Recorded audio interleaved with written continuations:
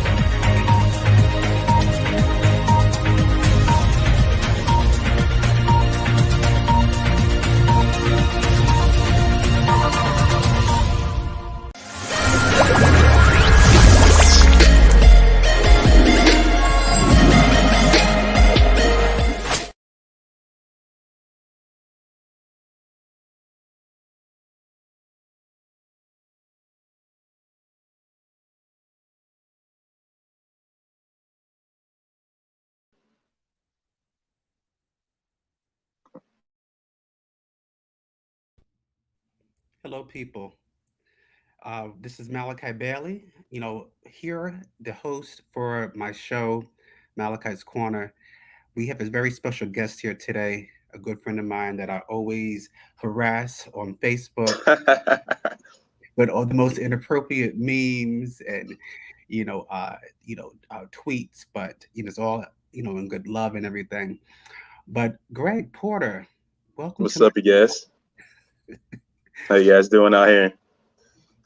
So I'm glad to have you here, sir. Appreciate you. We've been trying to get this up for the last, I want to say longer than 6 months, right? Yeah, it's been a little process for us, but we're here now, though, bro. We're here now. Here now.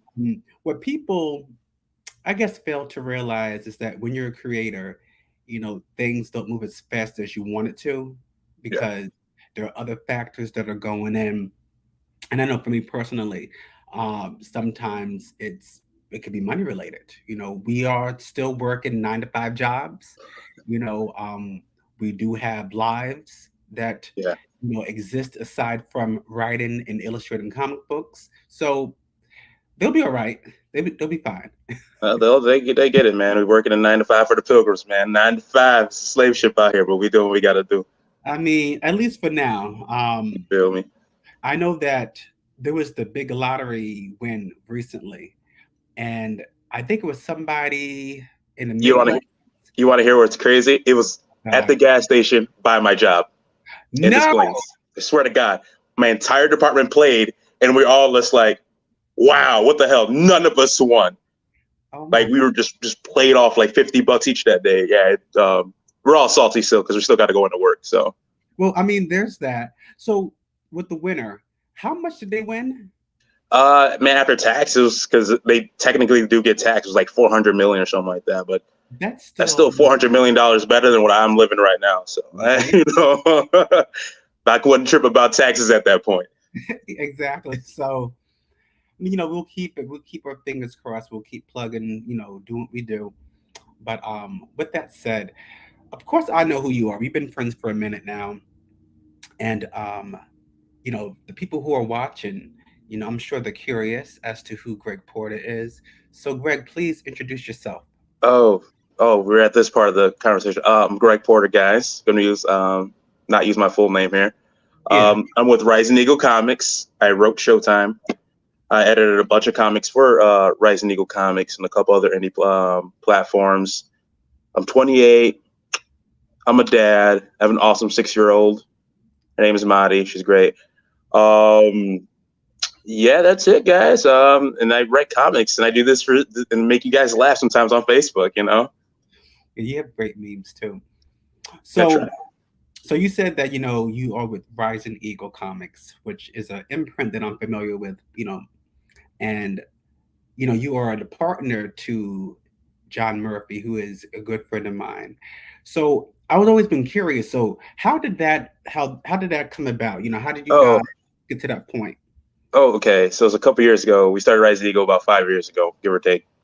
Mhm. Me and Murph, we went to the same high school, but we weren't we weren't in the same cliques or anything. He messages me one day on Facebook. He was like, "Hey, you're a nerd. You like comics. You want to help me write a comic book?" And I was like, "Yeah, man, let's do this shit." And this is literally how we became best friends. And that's how we got here. I love it. I love it. He is a character. Oh boy. Hello, welcome to the show. I hope you enjoy it. Because John, he was at BlurCon Yeah. this year, and he was there last year. So last year was my first time actually meeting him face to face. Yeah. We've been Facebook friends maybe 4 years at that point, and nothing could prepare me for how interesting. That's my boy. That's my boy. So I'm glad that he was my first guest for Malachi's Corner, and I am glad that you're here Thank you. to represent not just Showtime, your comic book, but also Rising Eagle. Of course. So Greg, tell me, what made you get into comic books? Like, was that something that you always enjoyed? Or Yeah. Whoa, we briefly talked about. You're right. We briefly talked about it earlier. Cartoons is pretty much the gateway, I think, for a lot of us.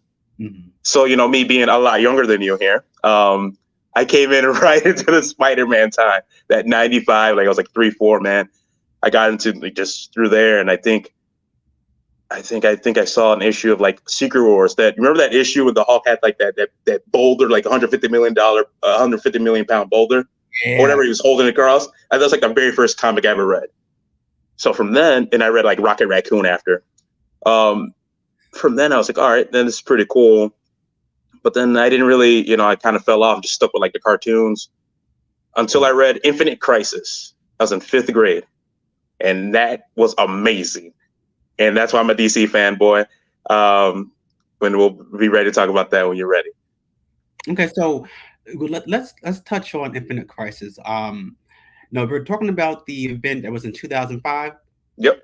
Okay, so I remember the build up to it because they had did Identity Crisis a year before. Yeah. And at the time I was reading DC on a regular basis because they're good. I loved Identity Crisis. It was well written. It was painful. It was nostalgic. And it was everything that a comic book should be. Okay. And I remember there was this because so Identity Crisis. That's when Sue Dibney was killed. Yes. There's that whole wild storyline there. Yeah. And they'd find the footprints on her brain because Jean Lauren. Right? Yep. And they erased everyone's memory. It was just a bunch of wild stuff happening in that line. And for people who are unfamiliar with this delicious story, and you may think that I'm spoiling it, I don't care because it came out almost 20 years ago. Yeah, about 20 years ago. So I don't care if you're upset about it, but it was a great it was a great story. Yeah. And I remember when I got to Infinite Crisis, at that point, Black Adam was he was no longer a JSA member. He was already the rule of Kondak. Yeah. Wonder Woman had just broken the neck of Maxwell Lord, which was phenomenal. Spicy, man. it was everything, especially like when she broke his neck, and you notice that one eye went in the other direction. To me, it was she was not playing them games, bro. She don't keep a rogues gallery for a reason. I love the anime. So she don't keep a rogues gallery. She doesn't. Like, if anything, you would probably see Cheetah. Yeah, we exist, bro. I'm definitely a DC fanboy. We definitely exist out here. I'm a Deuce Defender today. I got you in the comments, man. So for those who are unfamiliar, Greg and I, we are huge comic book fanatics. And for those who know me, I am a Marvel like fanboy down to the marrow of my bones. I would imagine that's the same for Greg, but with DC. Am I wrong? Yeah, no, it definitely is. It's weird because now that I've been writing for a while, I've definitely gotten more into like the indie, the Image, the Boom like studios. I've definitely gotten more into them. But yeah, man, I'd argue for DC man. I'll do it, man. I'm not gonna let you guys just make fun of my boys over here. I'm ready to defend them, whatever. So I guess I need to do like a little disclaimer, like for people who are not familiar. I love both Marvel and DC. And this is something I was telling my brother earlier. I was raised on Batman. He was probably the first, superhero that I actually saw as a kid. And then, of course, Superman, he was cool, but he was always kind of boring to me. But when I was a kid, because I'm an 80s baby. So I remember, yes, Greg, I'm old. No, I didn't want to say nothing. I didn't want to say that. I just let you just ride that comment out, bro. Yeah. I just let you ride it out. I am no spring chicken. So I remember when Batman first came out, like the 1989 movie.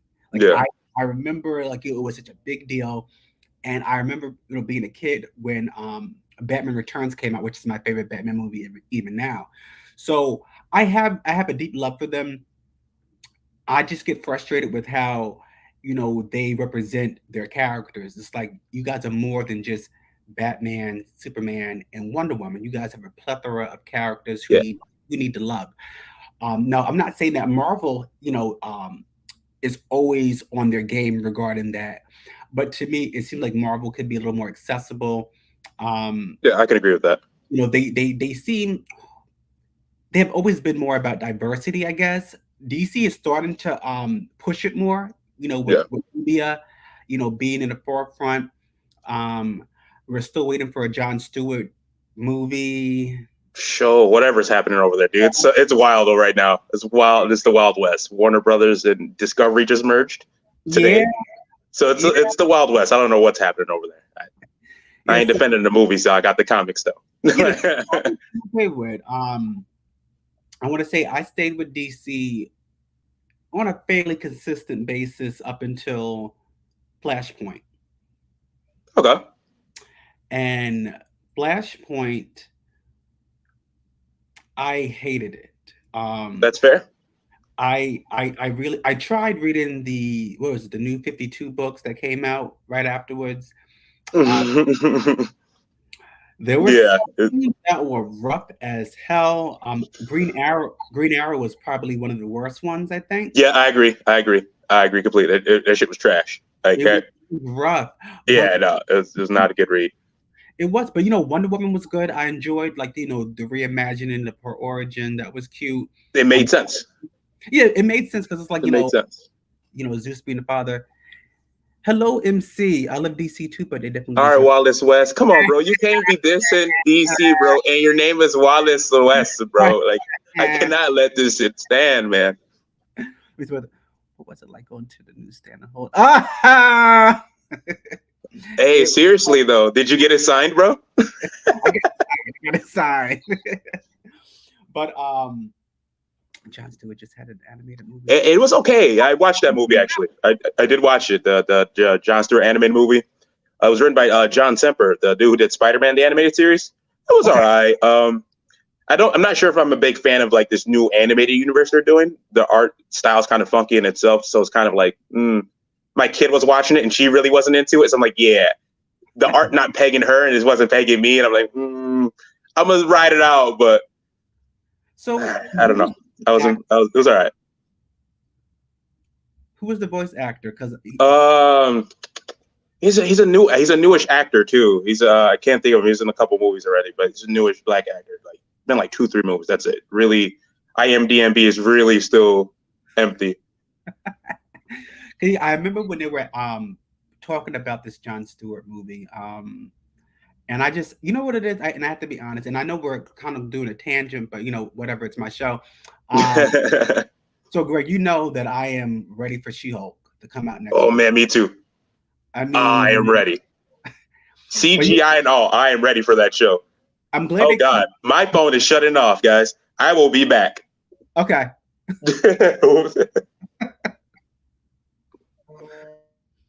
So when Greg returns, we'll just talk about what's going on, in the comic book world.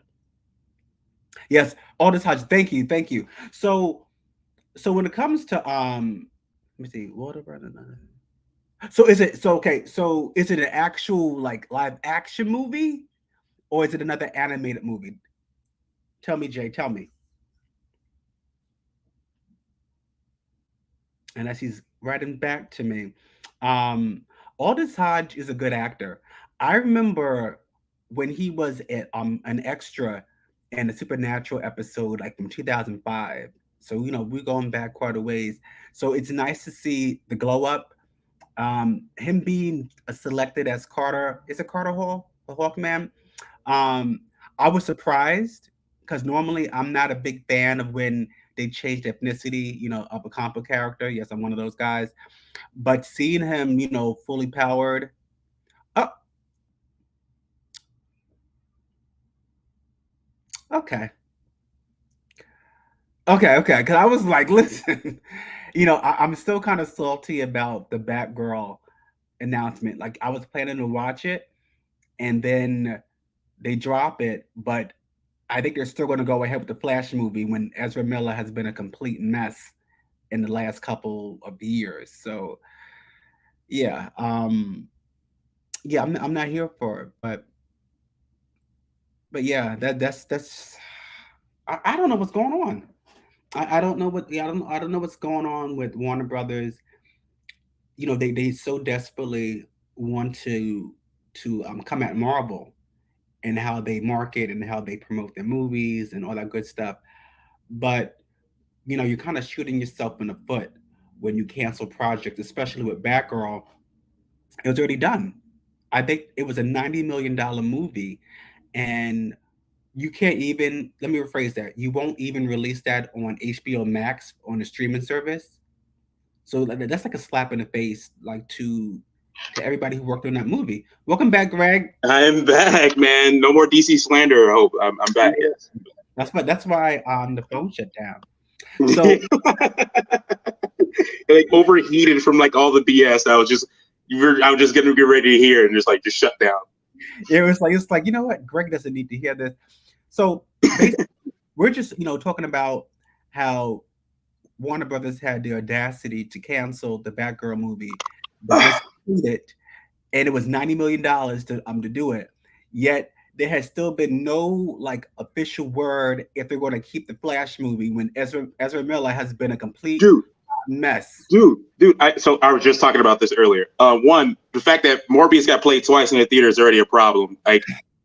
It's definitely one of the worst movies I've ever watched. So one, that Batgirl got canceled before we saw a trailer, before anything, stupid. The fact that the Flash hasn't been shut down, stupid. It looks like they're bringing back Ben Affleck because he's doing a reshoot for Aquaman because Michael Keaton was supposed to be in there. So it looks like with the death of Batgirl, the death of Michael Keaton of being in these movies, I'm not really sure. I want to watch the Flash as a Flash fan, but Ezra Miller is such a bad person. It's just a menace to society, man. It's hard. It's hard. Yeah. Cocaine is hell of a drug. Nah, he on some other stuff. He on some other stuff. Cocaine just don't make you just beat up people. I'm pretty sure that's not one of the effects. Well, maybe it does. I wouldn't know from personal experience. I don't know either, but I would just have to assume I like that cocaine pandemic, the epidemic in the 80s. There were a lot of fights. People were just having fun and dancing on beat or something like that. I just want to assume we're just not, it's not the same thing. Cocaine, yo, facts. It is something. Let me see what MC said. Ben Affleck is only coming back for Aquaman because of the shift in movie schedule. Okay, Aquaman is coming out before the Flash. So it makes sense. But Ben. The way I understood Flashpoint was, so I read like a little spoiler on it.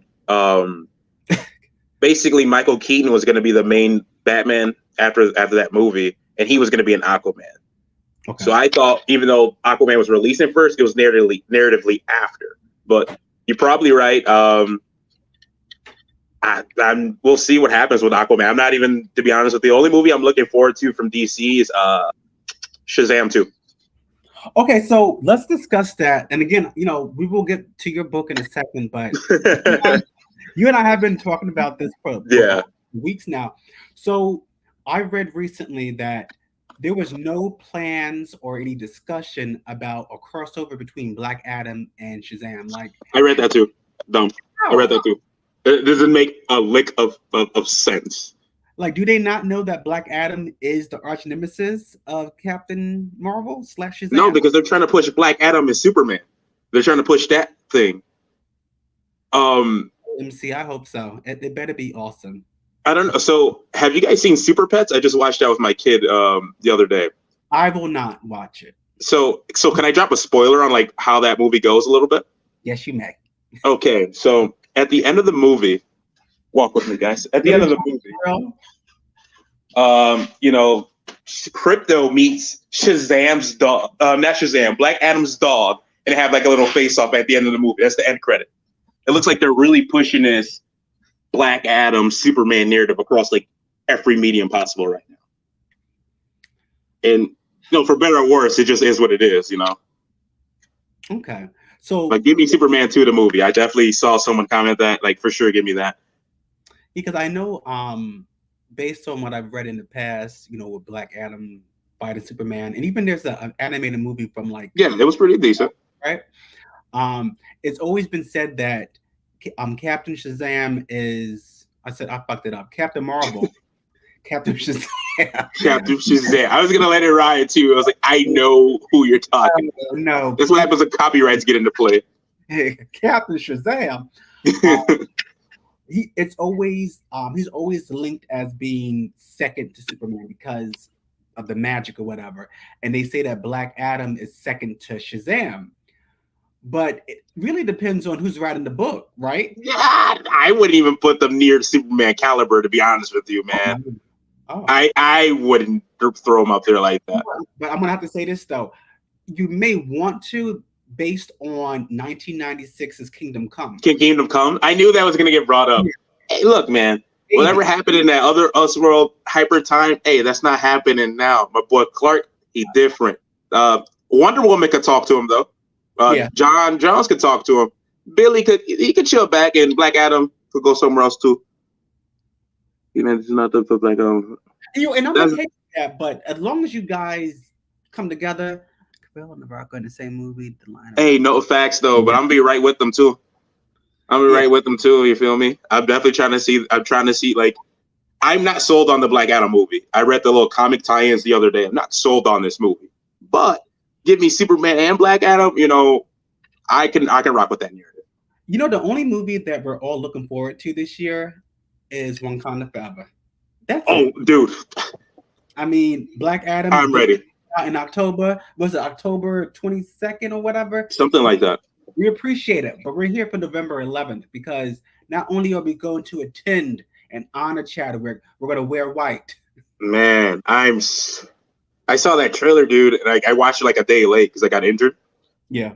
So when I could see, when I got the scratch cornea, so when I could finally see a little bit, I watched the trailer.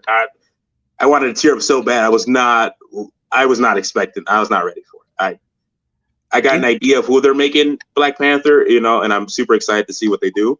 Mm-hmm. I'm super excited to see Namor and the Avatar characters he's bringing with him because those are definitely the Blue Pocahontas characters for sure from the Avatar movies. You can't tell me otherwise. Can we make that a hashtag? The Blue Pocahontas. That's all Avatar is. Anyone who asks is like, "Oh man, I love Avatar." I was like, "Yeah, dude, it's such a visually stunning movie." But guess what? I can also just watch Pocahontas because it's the same movie. Yeah, it's the same movie. They're just aliens. It's the same movie. So Blue Pocahontas. You guys can hashtag that for me. Yeah, I'm so excited for Black Panther 2 for obvious reasons. I am a huge buff when it comes to, the Marvel heroes. Oh, for So sure. to see, the first mutant, actually in the MCU, to see the first Marvel character in the MCU, that Yep. that it's gonna be phenomenal. So I'm excited about that. Um, and whether you're a fan of Marvel or DC or Yeah. both, like us, it's a good time to be a comic book fan. Like, things that we were waiting for years, it's finally happening. And we're young men. You're younger than me, of course. You're younger. I'm not turning 40 next year, but whatever. 40 to the new 30, bro. You be good. You be good. You.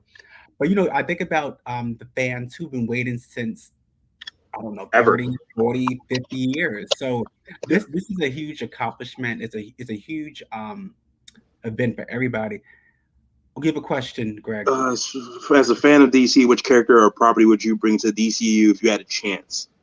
Oh shit. So I want to get away from it. Probably Mr. Miracle.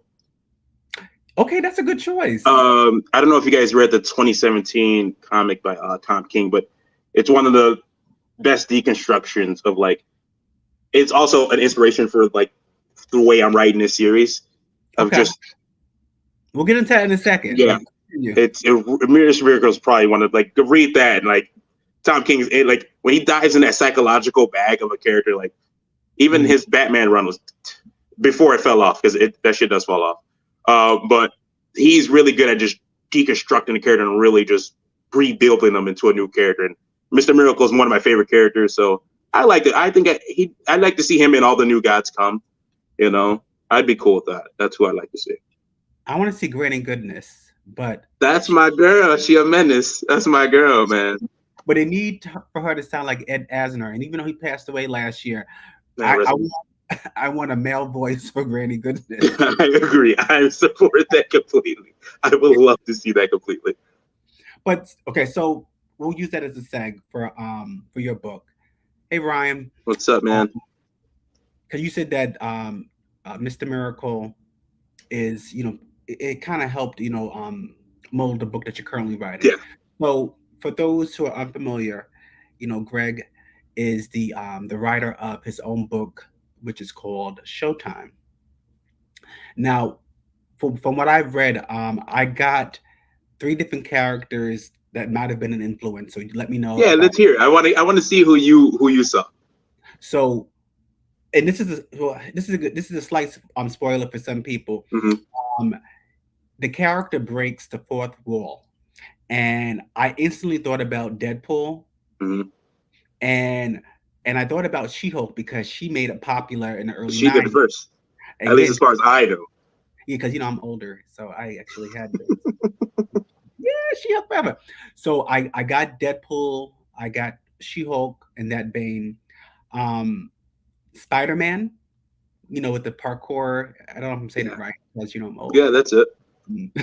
So you had that vibe going on, and I actually got Dragon Ball Z. I like that. I do. That's well. So I need to explain so. So I guess there's obviously Spider-Man. Anyone who knows me, yes. I know I'm a DC fanboy, but Spider-Man, I got this man tatted. Spider-Man's my absolute. That is the GOAT. That is the GOAT for me. Nightwing actually was a big in terms of just movement and just flow in comics. I want this comic to flow in just motion. I want it to be just. You can see it per page. It definitely has a lot of anime in there, a lot of anime references. I throw them in there all the time. And it's Invincible inspired. And this is before Invincible blew up. When I was reading it when it was coming out weekly. Mm-hmm. I loved how real it was. It was okay, I'm a hero, but these are these consequences. Oh, I'm a hero, but this is still my life. I still have to have this girlfriend. I still have to speak with my parents. I still have to go through puberty legitimately, not skip through it a lot of comics do. I have to experience these things. This is Invincible becomes dang, I don't even want to spoil it, but if anyone's just watching the show, I don't really want to spoil it.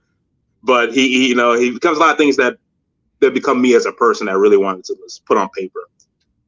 Okay. So yeah, those would be the three, and a lot of anime just in there. I love it.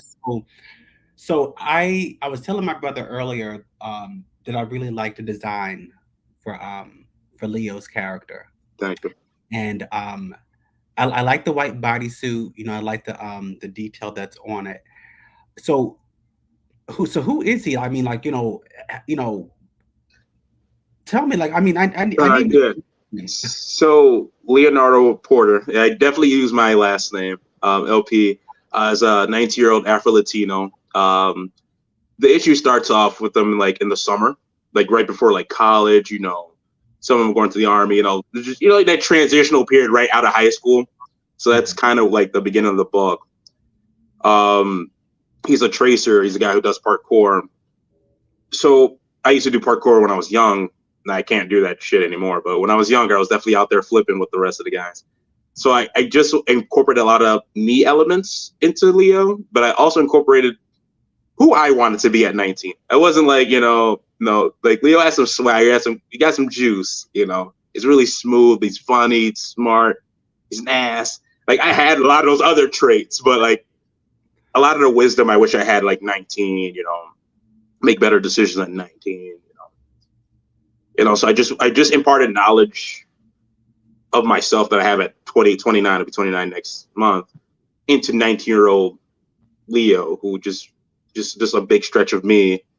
Mm-hmm. So I kind of get to rewrite history a little bit, writing this comic, and just really deconstruct, decisions and stuff like that. Really, Leo's he's your 19-year-old teenager. I don't want to call him an adult yet. I wasn't an adult at 19. Teenager. Even if you look back to who we were 5 years ago. Yeah, it's insane. Right? Like it's insane. It's amazing how how the mind, how the soul has, as the body grows, as it should. We have to mature.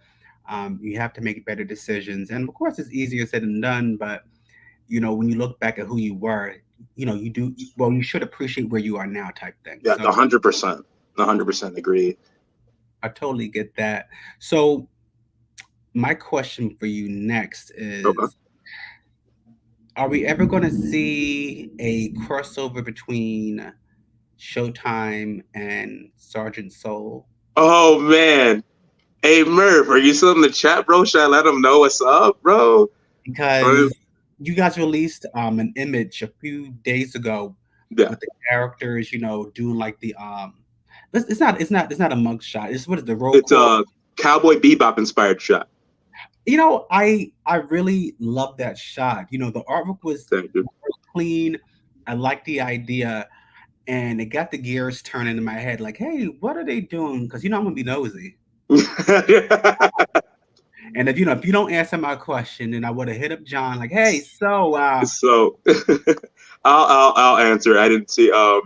So we'll see Sergeant Soul Showtime issue 4.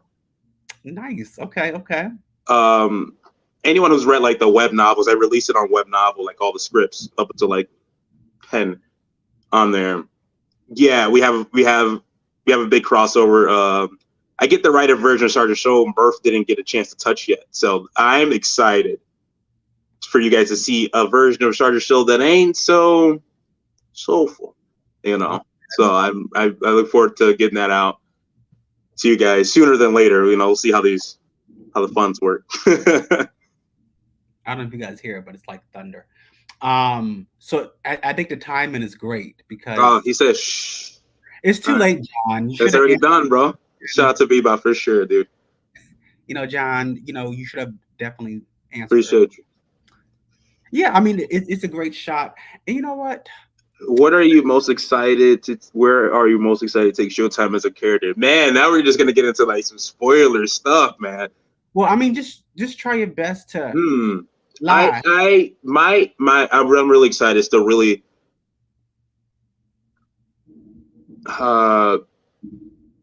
outside of just I methodically like write characters, like as funny as they come across. Like I definitely there's lessons to be taught. There's a lot of like foreshadowing. So I guess I'm excited to see what happens in the very first issue transpire later in full. That you guys get the full context of this damaged Crescent City. Why is full names? Why is a certain someone dressed like a certain someone else? They answer those questions. What I'm looking forward to, talking about and showing you guys, and also just showing you guys is a ride, man. It's a ride to be a person, And I just want to show you guys that too. Like, no one's perfect, so I just want to show that too. All right, so now I'm just being greedy, and so we know that Showtime is going to meet up with Sergeant Soul in issue number 4. Now, what about Connie and Legacy? Like, is that something? I can't further spoil this, man. I can't further say. Can't say they will or don't. I'm doing too much. But I will say this: if you are curious, I do. I have Malachi drop the web novel link to the scripts, and you can just go ahead and read ahead, past the printed, and see what you find. It's some cool stuff happening. We got some cool things going. So that's all I can really say. I love hearing this. I love speaking to fellow creators, especially those I consider friends as well. Thank you. Because, of course, again, we love the big two, but it is something about having your own shit. It's something about having your own characters that you can plot out their own destinies, their own fates. That is so fulfilling. It's exciting. Yeah. It's a little scary sometimes, and people they can appreciate the level of world building that you put into it. It's very underrated. World building is very underrated. I think it really people don't realize how much work you got to put into the it's not just a single character. No, it's so much. So much. Again, with the big two, like they did their world building 70 years ago type thing. So we were for real. Fully immersed. Our parents were fully immersed. Their grandparents were fully immersed, in that world. So for us, we were already insulated from it. But being creators, we're able to create something that's different. I think it's so cool to me. I love hearing about different thought processes. Yeah. I think people like new stuff, man. I really think we just like new things, That's why we get distracted by the newest, album that just dropped. Beyonce's album is really good, by the way, guys. We get distracted by the newest things. So I want to drop the newest thing that's a long distraction, I want you to be distracted by these projects that Rise and Eagle that we do for a long time. And honestly, the same with you guys over there at Wingless, the same thing with my boy Matt. I want to see these new things just extend for as long as possible, Give us your future project that you're looking forward to producing into print. John, asking all these lovely questions. Yeah, no, right, dude?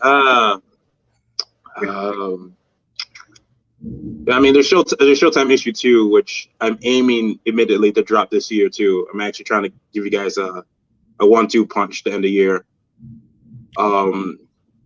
Let me know. It'd be it probably what I'm looking forward to putting in production next year. It's called the High Times of Sasha Blue. Sasha Blue's one of the main characters in Showtime. She's his best friend. We briefly see her in the first issue, but second issue on, she's pretty much a mainstay. Okay. And I based her off my cousin Zenaida. She's like one of the dopest women I know. So I just kind of built it around her. What is your cousin's name? Zenaida. My cousin's name is Zenaida.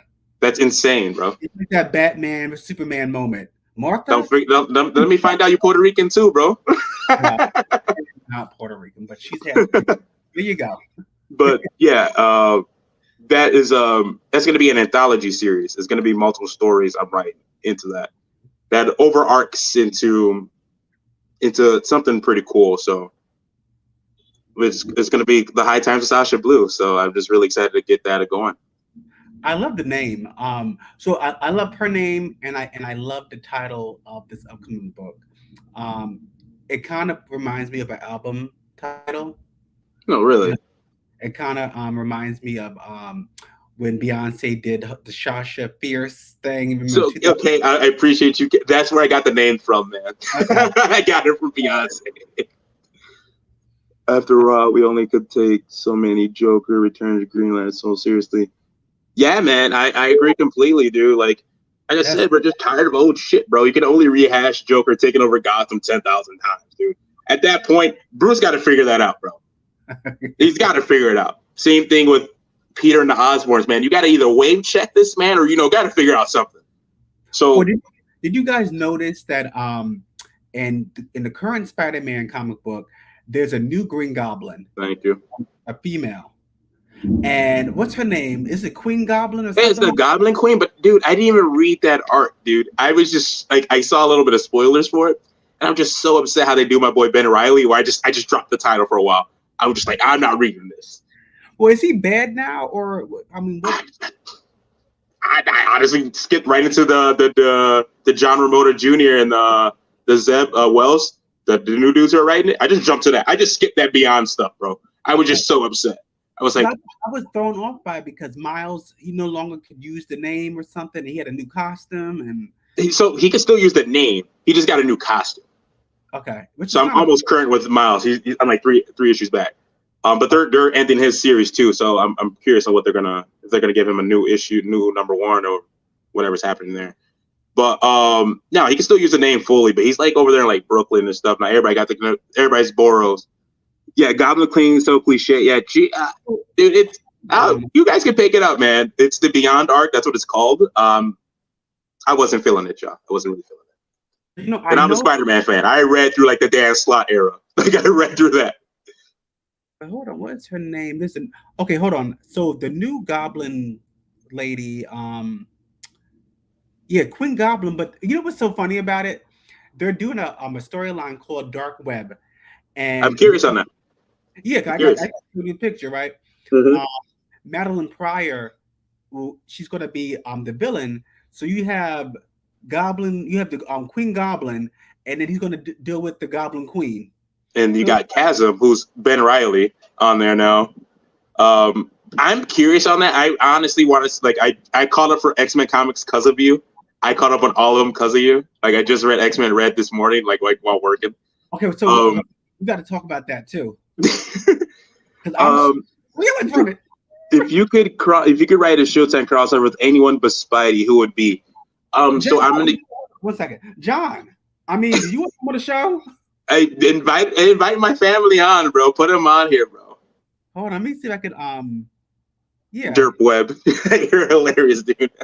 I mean, this man is just talking. I mean, and then to answer Murph's question, I'm gonna go independent. I've been reading a lot of independent. Anyone who knows me, I'm a Power Rangers fan, so I would like to see Showtime Power Rangers crossover. I've been obsessed with like the Mighty Morphin comic line, so give me that crossover. Showtime definitely has a Sentai inspired suit. Man, throw them together. I think it'd be lit. I'm still here. John, check your messages right now. I just sent you the link to the show so we could have you on, so we could harass you. Yes, you can show that. You show everything. I just looked at the private message for him. Okay, so guys, as you already know, we're going to be spoiling shit. X-Men Red number 5 came out yesterday. For those who don't know, it's part 3 of the summer event called Judgment Day. Yep. It's pretty much a war between the X-Men and the Eternals, and the Avengers are in the middle. And it's something that. So it's super lit, but yes. I still have to read Eternals, bro. I still have to read. Like I read like the first 2 issues, and I was just not sold. I was not sold. I was not sold, bro. I gotta still read. I Wikipedia for like context, but what up, boy? Hey, what's up? Hey, John. How's it going? Asking all those questions and making all those statements over there. Yeah, so now I got you both on the show. Oh, okay. Well, I guess we'll come back. Yeah. It definitely disappeared. But so yeah, dude, X-Men Red. So I read the issue, right? Mm-hmm. One, Thanos' granddad is, what is this guy on? I don't know. Where does his power scale come up? I'm like, you are different, bro. You are different. So here's the thing about it, Greg. Because this is why you have to read. I gotta read it, dude. It's well, listen, but if anything, you have to read the one shot that he has called the okay. Heritage. So Thanos pretty much approaches him to get counsel. His name is Uranus the Undying. He's one of the very first Eternals, and he believes that all non-eternal life should be dead. So that means excess deviation needs to be dead. And the reason why he's called the Undying is because if they do try to kill him, like he has the armories, they're coded into his DNA, and they're gonna go off if he dies. So that's why they don't know. Oh, okay. Yeah. So he has to be in the exclusion, which is where he's been for the last million years. John, did you read X-Men Red? Probably not. No. Oh my God. Jesus. I have at least 7 titles that I'm backed up on, and that's being generous to myself. That is definitely super generous, dude. It's super generous. But you know what? And I gotta say this, it's fine because we are in the business of making our own comic books. Yeah. That takes. I try not to read while I'm planning because I don't want to steal too much from others. Mm-hmm. And Greg knows this because we talk about it all the time. But if I start reading too much, then a lot of my ideas come off like paraphrased, kind of. Yeah.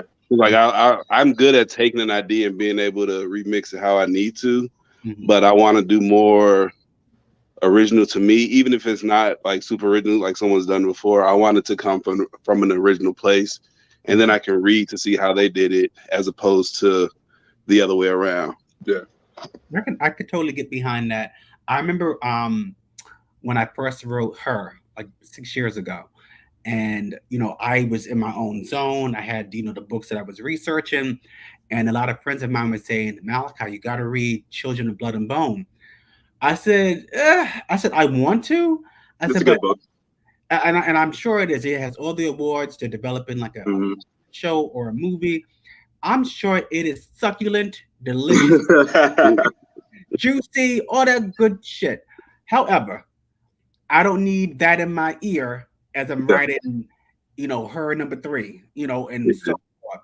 So I totally understand by cutting out the outside noise. Yeah. When you want to focus on writing your own stories. So I do the complete opposite. I will read everything, and I will just nitpick. Like and my phone is full of notes. Like what I didn't like, dislike, what I think someone would like about this. And I'm like, I'm not doing any of that shit. But these are like the core things I want to, That's not bad though. I definitely do every comic I read like 2-3 times. The first time, it's like when I watch movies. It's just to enjoy it. I don't care. I don't care if you like it or not. I just want to just read it or watch it, right? And after that, now it's Greg the critic. Like, all right, what's happening here? Why did that page go like this? That panel was kind of dirty. I will literally have notes on and that's just how I work. I definitely do just break out everything and then just building a new type of deal.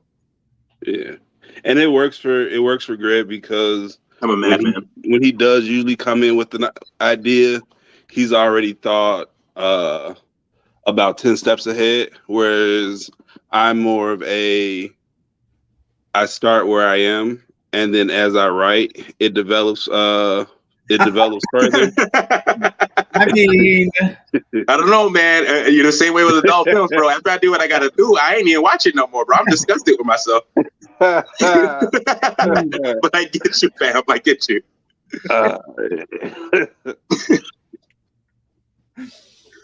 Filth. We love it. We do, but Greg usually plans before he starts to write, whereas I write and then I let it, take me where it's going to go. Okay. So, John, since we have you on the show, what more can you reveal about what's going to happen with Rising Eagle? Only thing I can really reveal is that a lot of people often they ask questions and assume like we're making individual characters, like we're just putting out characters just because we write comics, but we're building a full universe. And much like the big two, we plan to do like something grand scheme with the universe. It's not just, we're writing to make good stories or we're writing because we enjoy it. We have multiple goals and stages already planned and already thought of, as far as the 4 characters you've seen and all the characters we have behind the scenes too. Okay. Because, he was telling me earlier about, the upcoming crossover between Sergeant Soul and Showtime. His happens. I'll tell you, there is a crossover in Showtime, like he said, and much later down the line, there'll be a crossover into Sergeant Soul. So that's a little spoiler for you. Is there? Yeah. Okay. So, John, since I have you in the show, are we going to see more Connie? Is it Connie or Kane? Tell him we dropping them heats, bro. It's Connie, but yes, Connie is. I'm probably going to release her next issue before I release anything else personally. So the next thing you'll see with my name on it will be Connie for sure. Okay. Thank you. So we do have the links in the comments section for those who are watching. Also, for anyone who's watching and wants to get started in the universe, I don't know if Greg mentioned, but we did just update the website. We did. RisingEagleComics.com. It lets you get to know us. Lets you you can shop there, and if you subscribe from the website, you actually get Sergeant Soul issue 1 for free. Okay. So it's a way to get people started. And then from there, you can click the links and go to the store. You can get Showtime, Connie, Legacy, everything you need from Rising Eagle. Okay. So my next question for you guys, and I realized that we're kind of like in the midpoint of the year. Okay. So are you guys planning on doing any future cons, whether it's local or...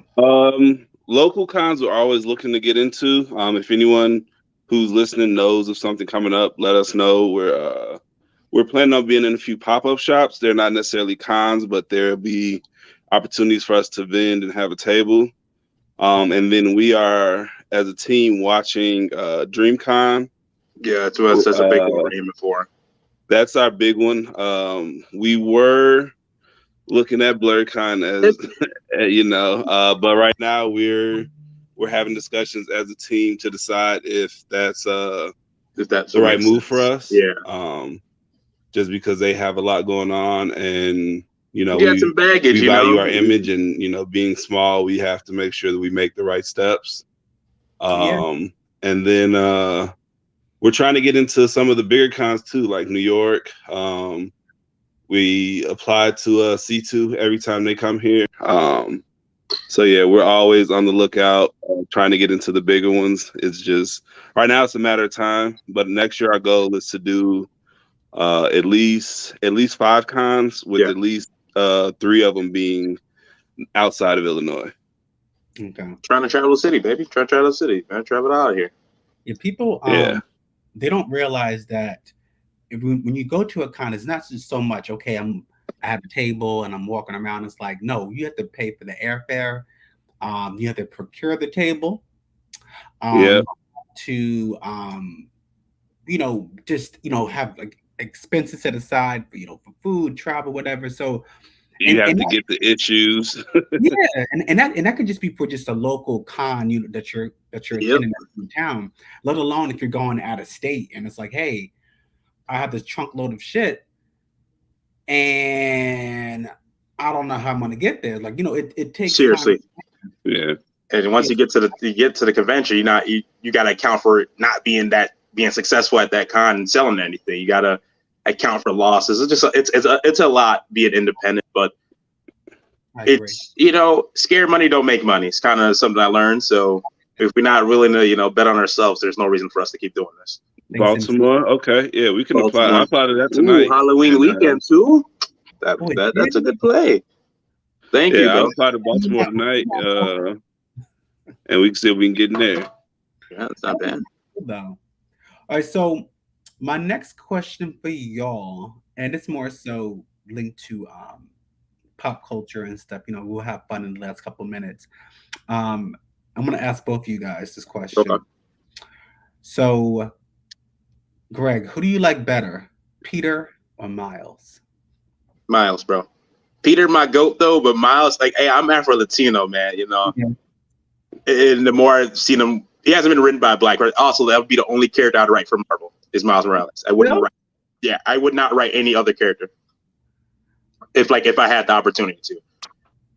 But the more authentic he's slowly getting, it's the more like relatable, And I Miles Morales like still represents a lot of like my home. So yeah, it's definitely Miles for me, man. It's wet out here. It's wet out season. And John, who's your favorite out of the two? I'm a Miles fan too, but I'm not nearly as deep as Greg. I just like, you got to go with the black guy. Like everything in black. So, but no. My exposure to Miles right now has been only through movies and the Spider-Man games. So I'm still fairly new to him, but yeah, so far he's the one I'll rock with. So I think for me, like, I love both characters. Like you, I'm not overly familiar with him. Like, I've seen him in a few issues here and there. Yeah. He was a champion. He was an Avenger for a bit.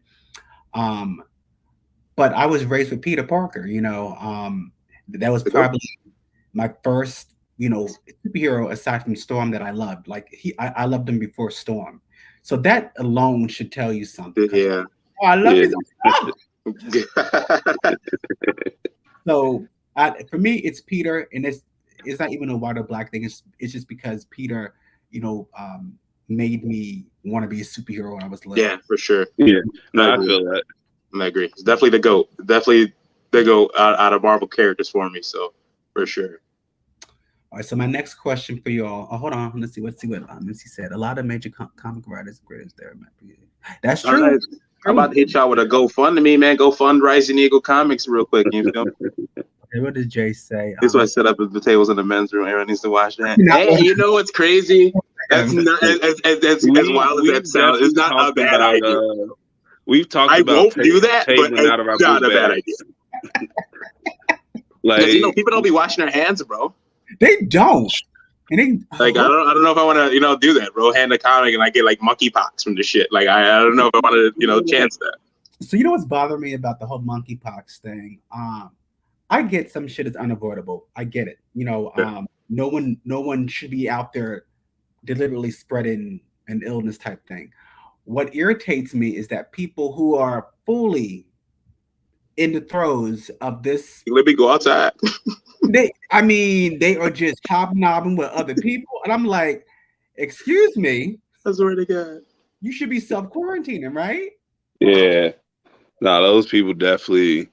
You need to look in the mirror, bro, because this is not the move. Outside is not the play for you. And I don't know about you guys, but it's been very muggy here in the DMV area. And I know we had a heat wave across the country, last week? Like last week or something like that. So you out there with this pepperoni face going on. Monkeypoxed up on a Thursday. And you're sweating and oozing? Yeah. And you're going to take a video of it so you can put on TikTok? You gotta get TikTok famous, bro. Come on. No. It ain't worth it. Like the pus is like exploding and they still you get TikTok famous, Yeah. By any means. It's like the pink sauce lady, by any means. Yeah. Well, I don't know. I could be dating myself again because #old. Did you guys ever watch the movie Garbage Pail Kids? I've heard of it. When I was a child, like you lived through that like casually. So yeah, you probably have the best memory here for it, brother. But you're right though. I think they had a character on it that had a facial situation like that. Facial situation is the greatest description of something. I'm trying to be nice. And I don't know if you guys remember Spaceballs. I do. Remember Pizza Face? Yes. Exactly it out here. Dude. Oh my God. I'm dead. I can't. Yeah, so I don't know how we got monkeypox. But anyway, guys, we got to wrap this up. All right. My last question for y'all: where can we find you?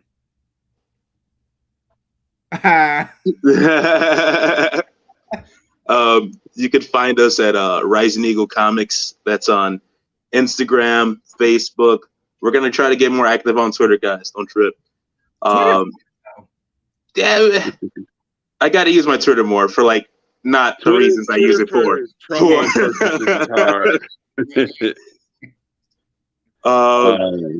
And then our website, risingnewcomics.com. My website has all the links you'll need to like our store for merch, for comic books.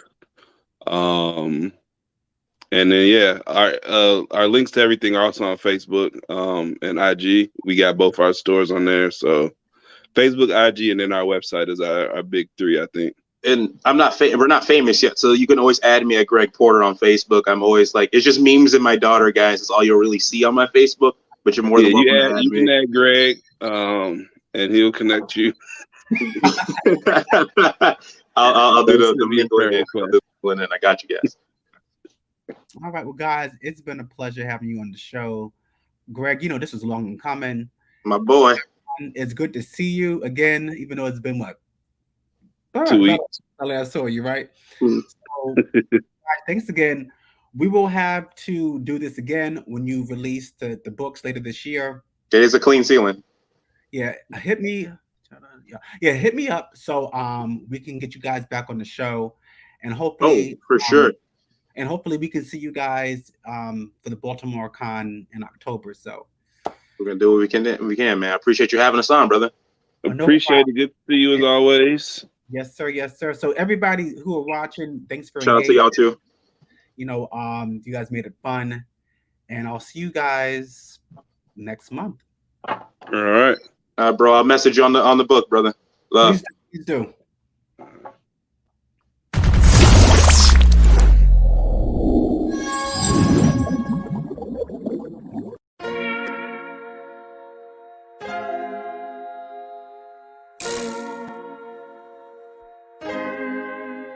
So many stories left to tell, even if we have to ourselves. Can keep history on the shelf if they won't tell it, we will. If this the land of the free, it was a freedom then. When they annexed Hawaii and called it Cedar Lands, without any type of payment and no signing off. Called themselves the Republic in 1894.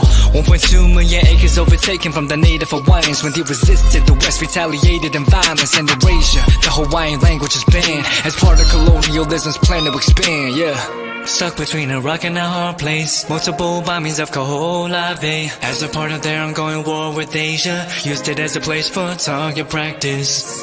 No consent or compensation. Colonizers call for annexation. The work of all the locals. School will never let you know. So many stories left to tell, even if we have to ourselves. Can keep history on the shelf if we won't tell it, we will. Too many stories left to tell, even if we have to ourselves. Can keep history on the shelf if we won't tell it, we will. We will. So if you put Hawaii into perspective, well, Black and Asian history is interconnected. Considering the fight with the Pacific, then of course versus Asia, they was treated as a middleman for war, but didn't let the Western colorism run its course. Cause dark skin was a sign of dignity to core. The land was taken in the name of capitalism, when prior to it was an actual kingdom. Clap back at the system. Stuck between a rock and a hard place. Multiple bombings of Kaho'olawe as a part of their ongoing war with Asia. Used it as a place for target practice. No consent or compensation. Colonizers call for annexation. The work of all the locals. School will never let you know. So many stories left to tell, even if we have to ourselves. Can keep history on the shelf if we won't tell it, we will. Too many stories left to tell, even if we have to ourselves. Can keep history on the shelf if we won't tell it, we will. So many stories left to tell, even if we have to ourselves. Can keep history on the shelf if we won't tell it, we will. Too many stories left to tell, even if we have to ourselves. Can keep history on the shelf if we won't tell it, we will. We will.